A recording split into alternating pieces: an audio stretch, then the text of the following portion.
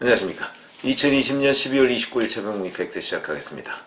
조국 전 장관의 부인 정경심 교수에 대한 재판 선고가 6일 엿새 전에 있었죠. 근데 그 재판 판결문을 보면 거기에 그 법정 구속의 사유를 설명하면서 재판부가 이런 얘기를 한 적이 있습니다. 위증한 증인들이 있었다 이렇게 얘기했죠.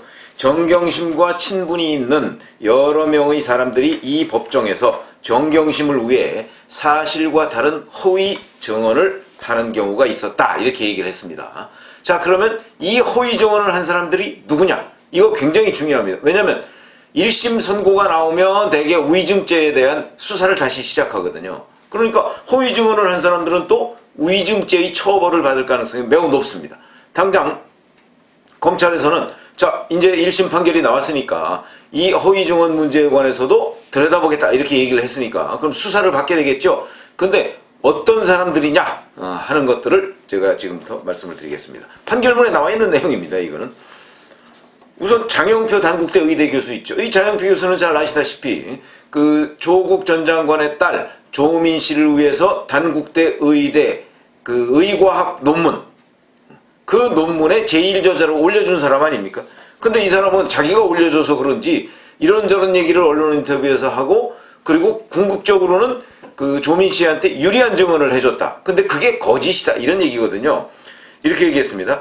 이제 연구 방법 중에 보면 유전자 증폭 방법이라고 하는 게 있는 모양이에요. PCR이라고 흔히 아마 그러는 모양인데 이 유전자 증폭 방법을 교육한 연구원이 이 현모 씨라는 사람이 있는데 이 사람보다 이 조국 전 장관 딸 조민 씨의 논문 기여도가 높다.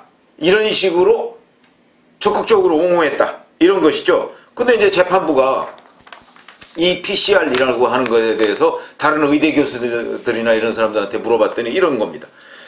증인이 아니 그 의대생도 PCR을 하기 힘들다. 이런 얘기가 가톨릭 의대 교수의 증언 뭐 이런 증언들이 있습니다. 그런데 더군다나 고등학교 1학년생 이때 한영이고 1학년짜리 아닙니까? 1학년짜리가 PCR을 이렇게 얘기를 듣고서 했다? 하니까 얼마나 황당하겠습니까? 그러면서 조 씨는 현 씨의 지도를 받지 않은 상태에서 혼자서 PCR을 할 능력이 없었다. 이렇게 단정적으로 얘기를 합니다. 그러니까 결국 장영표 교수는 PCR을 혼자 했다. 그러니까 PCR을 이 조민 씨한테 그 교육한 현모 씨보다 더 기여도가 높다 이렇게 얘기하는 건 거짓말이다 이렇게 판단을 한 것이고요. 그 다음에 최성해 동양대 총장의 조카가 있습니다. 이 조카가 아마 그 동양대 내부에서 카페 같은 걸 했던 모양인데 거기에 이제 조민 씨가 와서 동양대에 와서 봉사활동을 했느냐 안 했느냐 이게 쟁점이 돼 있을 때 이 조카 이모 씨라는 사람은 2012년 8월쯤에 자기가 동양대에서 운영하던 카페에 조 씨가 혼자 방문한 것을 봤다 이렇게 얘기를 했습니다. 이것도 거짓이다.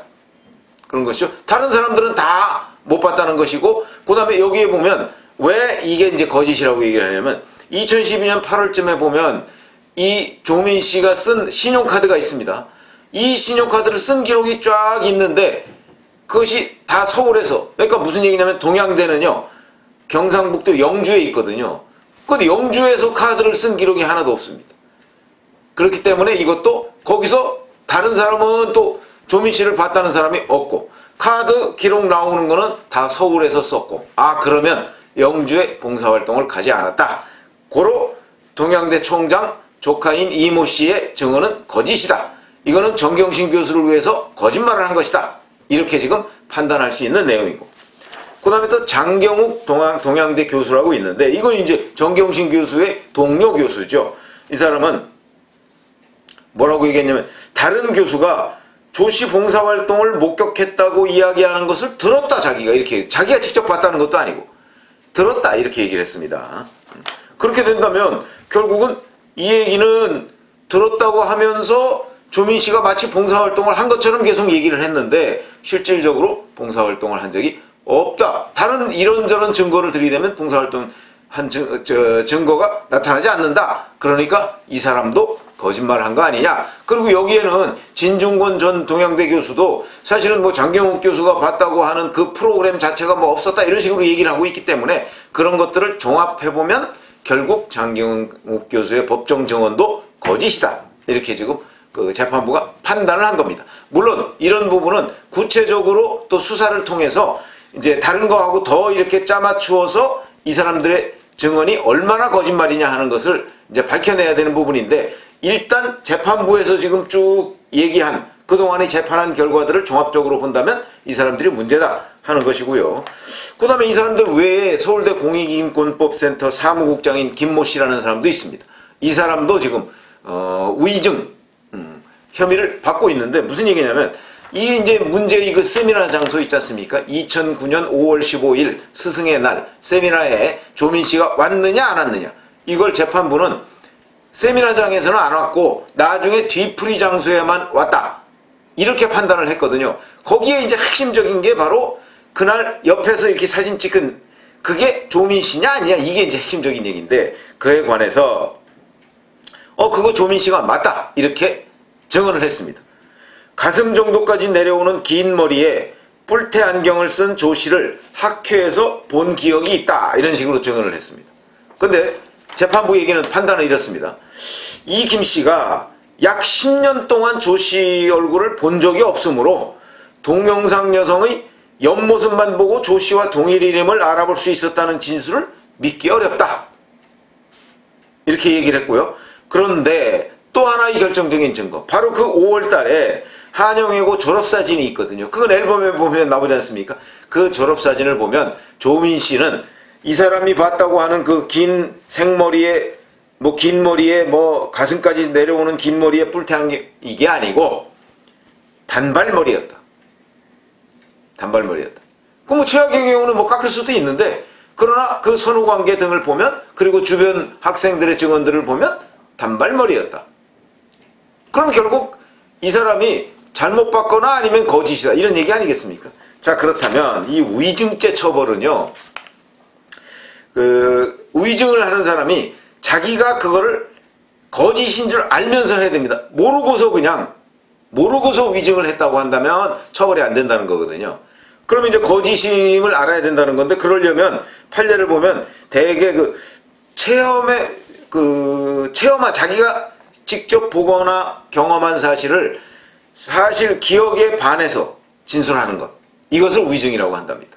그게 이제 과거 판례에 보면 이렇게 나와 있다는 거거든요. 그럼 이 사람들은 내가 거기서 봤다, 근데 정말 그런 기억에 조민 씨가 그 자리에 있었다고, 또는 조민 씨가 봉사활동을 왔었다, 이렇게 하는 것이냐 아니냐, 이제 이 부분을 위증죄 수사하는 그 혐의로 수사하는 검찰에서 밝혀내야 되는 건데, 위증죄는 대개 1심 선고가 나온 뒤에 그 선고 재판부의 판결문을 토대로 해서 지금 한다는 거거든요. 그래서 검찰이 이 위증죄를 한번 들여다보겠다, 또는 수사하겠다, 이런 식으로 얘기를 했으니까 수사를 하게 되는 겁니다. 그리고 근데 이제 형량은 그럼 어느 정도냐, 이건 이제 일종의 단순 위증죄다, 이렇게 볼 수가 있기 때문에, 그럴 경우에는 5년 이하의 징역이나 1,000만 원 이하 벌금에 처한다, 이렇게 되어 있습니다. 그러니까 이 사람들이 지금 공연이 의리인지 뭔지 때문인지 모르겠으나, 정리인지 때문인지 모르겠으나, 하여튼 조국 전 장관과 정경심 교수에 대해서 유리한 증언을 해주고 있다가 결국은 위증죄로 처벌받을 위기에 처했다, 이런 말씀을 드리고요. 그 다음에 오늘 하나 보니까 또 조민 씨가 서울대에도 아슬아슬한 차이로 떨어졌다, 이런 기사가 나왔더군요. 그게 무슨 얘기냐면, 2013년 6월달에 서울대 의학전문대학원 입시가 있었는데, 동양대 총장 표창장, 서울대 인권법센터, 공익인권법센터, 인턴확인서, 단국대 의과학연구소 인턴확인서, 이게 다 7대 스펙이 다 거짓말이라고 했지 않습니까? 이걸 다 내서 1단계 전형을 통과를 했습니다. 첫 번째 전형을 통과. 여기에는 면접, 영어, 이런 것들이 있는데 통과했습니다. 왜냐면 서류 전형에 워낙 압도적인 스펙이니까 185명 중에 98등을 했고요. 그 다음에 2단계에도 또 면접이 있습니다. 여기에도 허위 스펙 다 냈을 거 아닙니까? 그러니까 1단계 1차 합격자가 136명이었는데 이 중에서 39등을 한 것으로 그렇게 나와 있습니다.